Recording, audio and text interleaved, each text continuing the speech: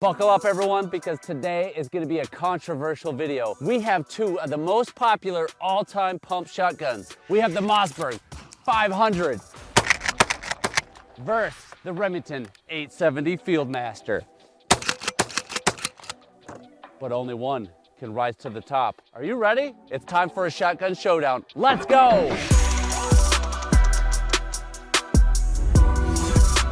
All right, I know some of you are already thinking, I know which one's better. So just go ahead, stop right now, put it in the comments which one wins, because almost every one of us that has shotguns in the house or that has had shotguns for quite a while has either a Mossberg 500 or a Remington 870. Iconic shotguns with deep histories. In August of 1962, the first Mossberg 500 came out, but the Remington 870 was already out, first produced in 1950. Both of these have sold over 10 million since their inception. Common shotguns. My first shotgun was the Mossberg 500 pump shotgun. In fact, this one right here, it came with a combo set, a bird barrel, and it was ported at the time, along with a slug barrel, because I needed a reasonably priced shotgun that would allow me to do some deer hunting in slug zone as well as bird hunting. And when I first started doing exhibitions, at least practicing them, that was the gun I first started with. Quickly upgraded to a semi-auto. Before we jump into running the SOSA test, let's look at some quick specs. Mossberg's receiver is out of aluminum. The 870 is machined out of steel. The 870 tips the scales, and I would expect this to be a little bit heavier, 7 pounds, 11.6 ounces. So right around 7 3/4 pounds. Let's take a look at the 500 here. This comes in at 7 pounds, 5.5 ounces. So about 6 ounces lighter on the Mossberg, which makes sense when you're looking at aluminum versus steel receiver. Barrel lengths are identical. I do have an extended choke on this one that adds a little bit of weight. So what's more important to you? I mean, do you want a lighter shotgun? Do you want a heavier shotgun? Lighter shotgun's better to carry in the field. Heavier shotgun, less felt recoil. I guess it depends on what you're doing with it. And we'll test recoil here in a minute. One other thing I want to check with specs is the trigger weight. Just picking up the 870 here. Not a lot of pre-travel. Pretty good feeling trigger. I would say the Mossberg has less pre-travel, but a heavier trigger. Woo! 3 pounds, 5.1 ounces.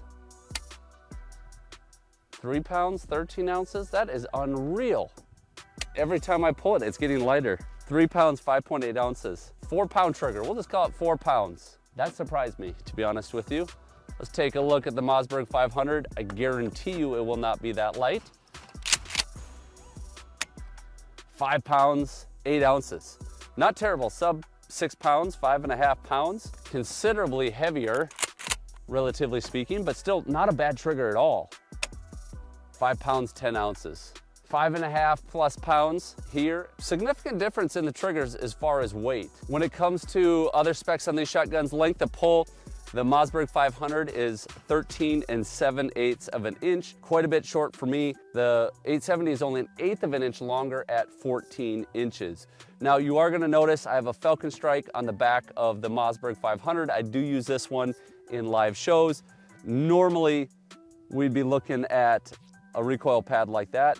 We'll mention that a little bit more in ergonomics. We're gonna run the SOSA test on these guns. Let's jump into the SOSA test. Steve's observational shotgun analysis to effectively save time. As we jump into the SOSA test, we rank every gun based on these different categories. The looks, recoil and reliability, ergonomics, build quality, and shooting vibes. We handicap guns based on price. We could take a $1,600 gun and a $700 gun and compare them and say which one's a better bang for its buck. Here we go. The first thing we look at with the SOSA test is the price, because there's a handicap. Luckily for us on this one, they're both in a similar price point. The Mossberg 500 is a little less expensive for the all-purpose field, starting at $518. Now I do have to point out the Mossberg 500 that I have here is the retro grade. This is not the standard. The standard is a little bit more like this. I bought this one in 2006-07 time frame. The wood has changed maybe just a little bit. A few things, like most of them aren't ported anymore. But just a heads up, this gun is slightly different than some of the other Mossbergs. The Mossberg 500 has a lot of different variations. And now, as I'm starting to see, the 870 does as well. Just a year or two ago, they basically had the Fieldmaster and then the Wingmaster, but now they're starting to spread out into turkey guns and waterfowl guns and camel patterns and all that, which is great to see. And we'll talk a little bit more about that in just a minute. So we're looking at $518 MSRP on the Mossberg and $600, so a little bit more expensive for the 870 Fieldmaster. It is no longer called the Express. This is the 870 Express, which for the time was a reasonably priced shotgun. They're starting to get a little more spending now at $600 for a pump shotgun, but everything's getting a little bit more expensive. Either way, at the price point, they are in the same category for handicap. So that's a -2 right off the bat. So let's just jump right in with looks. When I look at both these shotguns side by side, the wood stands out to me. The wood is considerably nicer on the Mossberg. Neither of these are high-grade woods by any means, but the Mossberg has a little bit of figurine to it. This looks like very basic, dark-colored walnut. I do like a little bit of I don't know if I love the checkering, but I love some of the design that's on the 870. I think that's a really cool look, and I'll tell you what that's called, but I'll mess it up, guaranteed. What is the Saints logo called? Fleur de Lis. Probably said that wrong.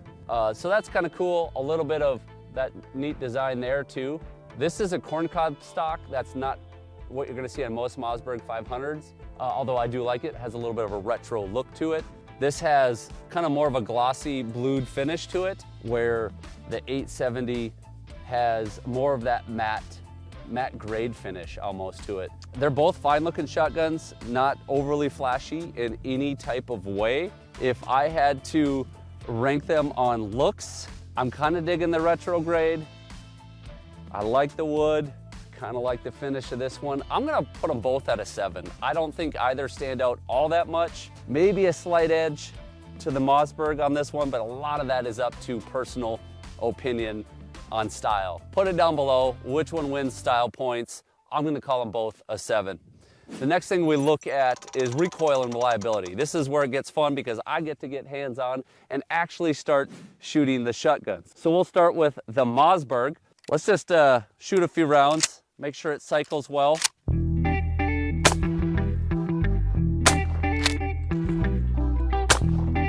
yeah. That feels really good. I can tell it's too short for me. I hit my nose, cycles really well.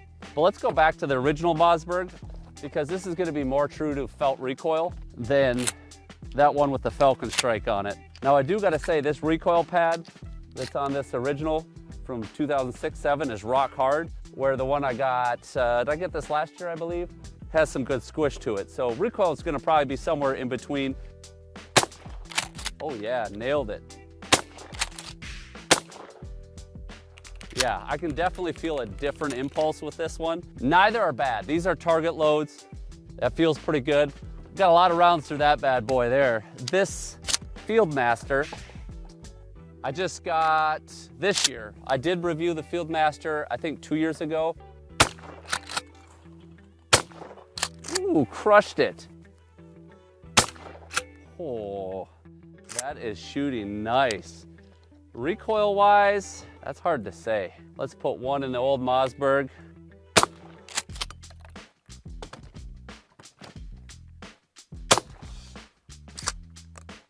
They feel close. This one definitely, the Mossberg definitely has more punch, and I'm wondering if that just doesn't come down to the recoil pad. The Mossberg is the heavier gun. Has to come down to the recoil pad. They're gonna be both on the same playing field. I should have put this original pad back on, because if we look at this original pad, has quite a bit of squish to it. That helps some. It's no Falcon Strike. But the Remington, that's closed cell foam. That doesn't have much squish to it at all. Heavier shotgun. That probably has something to do with it. A little bit less felt recoil, I would say, in the Remington. That added weight does make a difference. Recoil and reliability, they're both going to be ultra reliable.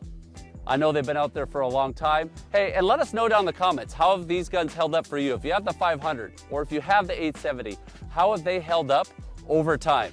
I'm gonna give them both an 8. Ultra reliable, they both have a little decent recoil. They are pump shotguns, maybe slightly more on the 500. Negligible, if any. Next, we're moving on to ergonomics. This is one of my favorite because how does a gun feel in your hands? What's the balance like? What are the controls and operations like? One thing I noticed right off the bat, some big differences. The Mossberg has the top tang safety. Either you love it or you hate it. The 870 has a crossbolt safety on the rear, medium-sized safety, decent sized. Yeah, real good size. Another big difference you're gonna notice, the Mossberg has the slide release on the back side of the trigger. So your hands here, it's really easy to slide your pointer or your middle finger up to operate that, right? You're here, there. When we look at the 870, however, it's up here. And to me, that feels very unnatural too. Have to go from here to slide my hand up to push that. It's on the back side of the trigger and up front. Both are on the opposite side for a right-handed shooter, but the Mossberg, you can just hit there, 870's there. I don't like that on the 870. As far as safeties, I can go either way. I like a top tang. I like a crossbolt safety, as long as it's on the rear, and this Remington is. When it comes to the loading ports, I already noticed loading this Remington, sharp edges on the side. There is a bit of milling around the edge. In the few times I've loaded this already, it's kind of eating the hands up. But the Mossberg isn't any better. Actually, probably a little bit sharper edges here. I've loaded this gun a lot more. Maybe I've gotten more used to it, but either of these are kind of gonna eat you up a little bit. This is a flat rib, a vented flat rib. Comes off the receiver flat, continues all the way through. Some people like the longer sighting plane. Some people prefer a stepped up rib. I tend to shoot better with a stepped up rib. Ivory front bead, brass mid bead. On the Remington, it comes flat on the receiver and it steps up just a little bit right here into the rib. Vented rib, no mid bead, ivory front bead. That mount's pretty nice. It is a little bit longer. It's gonna fit me better. Yeah, its length makes, that 1/8 inch makes a difference. Ergonomically speaking, I'm more familiar with the Mossberg. I like where the slide release is. Safety, I could go either way.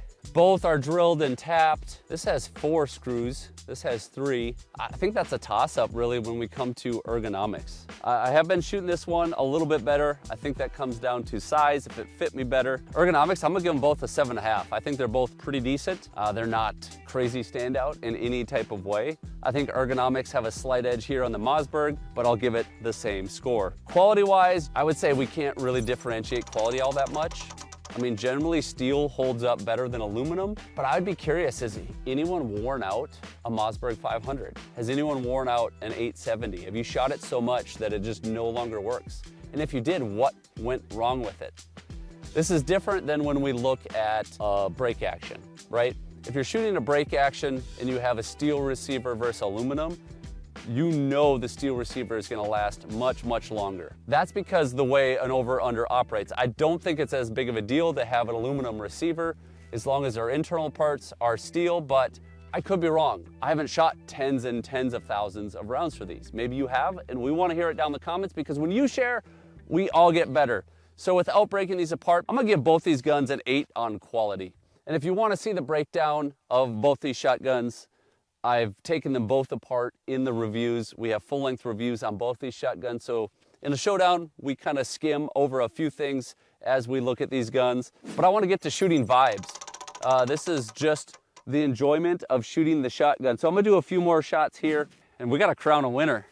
This is gonna come down to the wire, folks. That's interesting.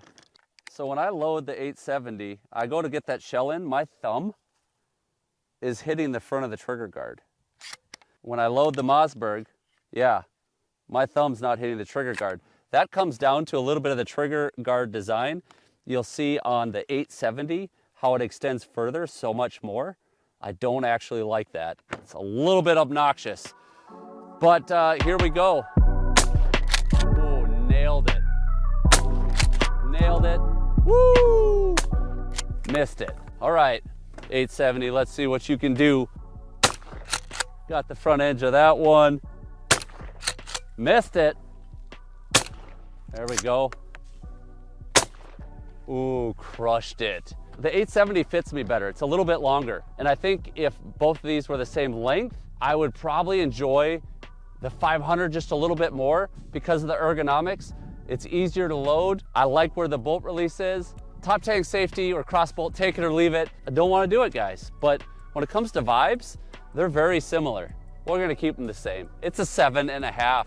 That means every category they've been tied, and you're thinking, this is supposed to be a showdown. How is anyone ever gonna win? These are two iconic guns, and they both have their pros and they both have their cons. And how do you choose a winner? Maybe with bonus points. I would say Mossberg has done several things really well on this shotgun. It comes down to ergonomics for me that I like a little bit better. Wish it was a little bit longer. I can change that. I can increase length of pull with aftermarket. Mossberg 500 has a ton of varieties, a ton of different options. I think 23 different versions of the Mossberg 500. The 870 is expanding, as we mentioned earlier in the video. I think they're up to 13 different variations. They've really expanded their lineup, which I think is awesome. Remington has been American made for a lot of years, as has Mossberg. Mossberg started in 1919. I can't remember right offhand when Remington started. It was probably prior to that. Put it down in the comments. When did Remington start? But as far as bonus points, here's what I'm gonna say. Mossberg started in 1919 and has remained family owned since then. And I think that's pretty darn cool. Remington has a deep and rich history, but ended up selling and going through many equity firms and eventually through bankruptcy. And not until recently, where they sold to Rem Arms, who bought them out of bankruptcy and has now started expanding the lineup. So the deep, rich heritage, I think, is spoiled a little bit by that bankruptcy, and I hope there's a resurgence of Remington. I think it's a great product, as is the Mossberg 500, but I'm gonna give a bonus point to the Mossberg 500. One of the greatest selling shotguns, as is the 870, but because it's been family owned, because of the a little bit superior ergonomics on this shotgun. So when we boil it all down, there's a 1 point that separates them, and it's that bonus point, in my opinion. So we end up with the final score. The Remington 870 comes out at a 38, and the Mossberg 500 comes out at a 39 due to that one bonus point. We take away the 2 for handicap, we end up with a 36 and a 37. So that makes, according to our scale, the 870 Fieldmaster a 4 out of 5 star value, and the Mossberg 500 a 4.5 out of 5 star value. But I know it's going to create controversy because you have a different opinion, I have a feeling. Put it down whether you do or don't agree with how I evaluated these shotguns, and let me know which one you have and prefer. I can't wait to read the comments. It will be so interesting. I have an old 870 Express here, and I've shot everything but this gun.